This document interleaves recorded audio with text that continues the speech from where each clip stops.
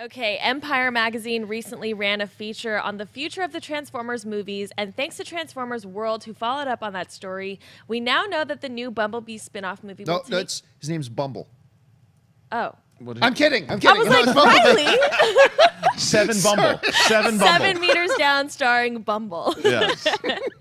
Okay, we now know that the new Bumblebee spin-off movie will take place in the 1980s. Director Travis Knight's prequel will also not be as busy or as large as Michael Bay's Transformers movies, but rather will focus on a lighter tone with fewer robots and a return to the boy and his car storyline introduced in the first movie. Haley Steinfeld will reportedly play a tomboy who also holds a job as a mechanic after school, where she comes in contact with Bumblebee. The movie is gearing up for production now with a release date set for June 8th, 2018.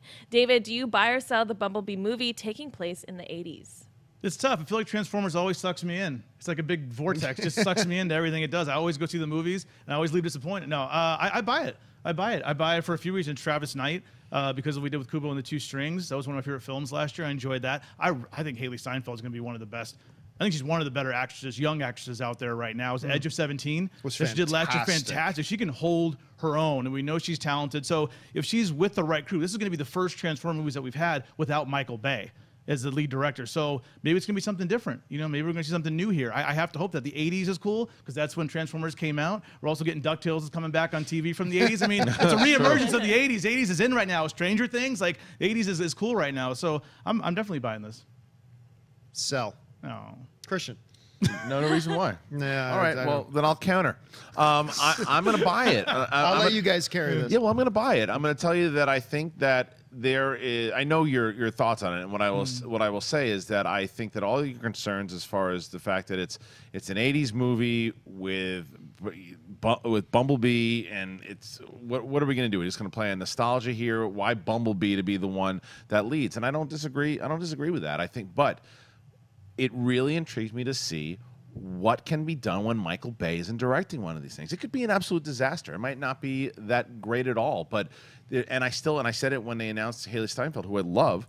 I don't want the human to be the lead. I want the Transformers to be the lead. Now, if this turns out to be an E.T. movie, like they've done a million times before with the alien and the friend, it's essentially what they did in the first Transformers movie anyway.